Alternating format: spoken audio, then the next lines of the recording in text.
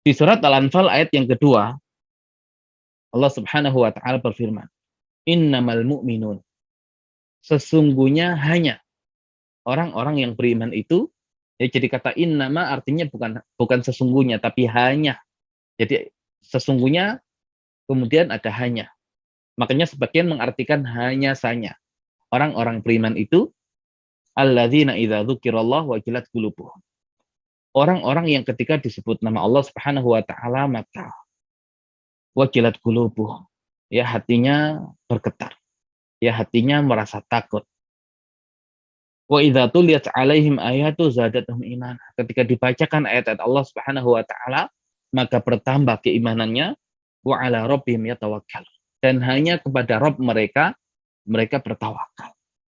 Dan Allah Subhanahu wa taala membatasi keimanan dengan kata innama dengan 3 ciri.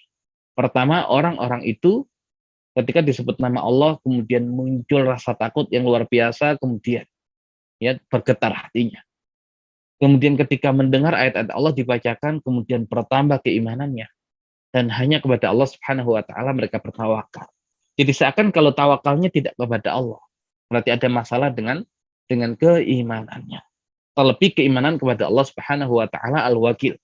Maka kalau kemudian kita beriman kepada Allah Subhanahu wa taala Al-Wakil, sebagaimana yang dijelaskan oleh para ulama tadi, siapapun yang menyerahkan urusannya kepada Allah, pasti Allah jadikan urusannya itu selesai. Dan orang itu pasti akan ridho terhadap apa yang Allah Subhanahu wa taala hadirkan. Nah, ini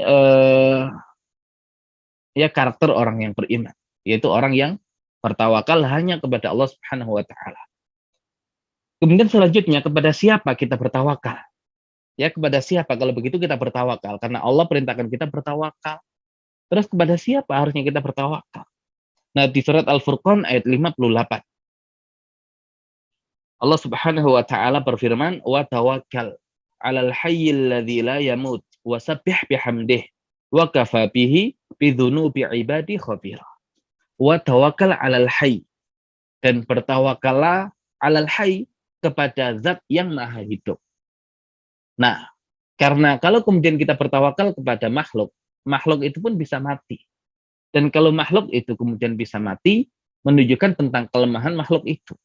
Ya, sehingga tidak layak untuk menjadikan dia sebagai sandaran bagi kita.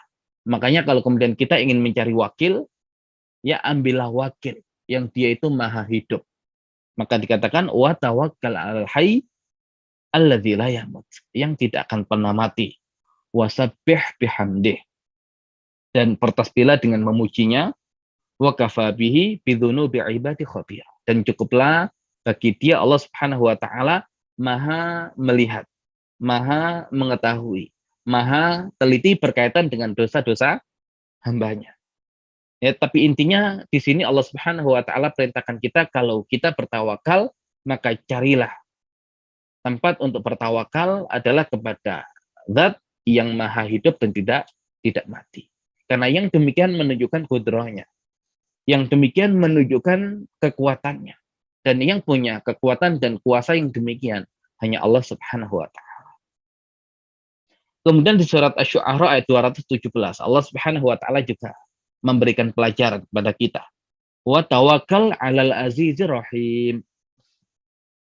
Dan bertawakallah kepada Al-Aziz, kepada zat yang maha perkasa, Ar-Rahim, dan yang maha penyayang. Wa tawakkal 'alal aziz, dan bertawakallah kepada zat yang maha perkasa, yang maha mengalahkan. Kalau kemudian kita yakin Allah itu Al-Aziz, Allah yang mengalahkan dan tidak mungkin ada yang bisa mengalahkan Allah. Nah, kalau kita sandarkan urusan kita kepada Al-Aziz, selesai. Ya selesai. Ya pasti akan mendapatkan kemenangan. Dan sudah begitu Allah Subhanahu wa taala Ar-Rahim. Kalau kita bertawakal kepada Allah dan Allah itu maha penyayang, pasti akan Allah Subhanahu wa taala hadirkan yang terbaik bagi hamba-hambanya yang mewakilkan urusannya kepada Allah Subhanahu wa taala.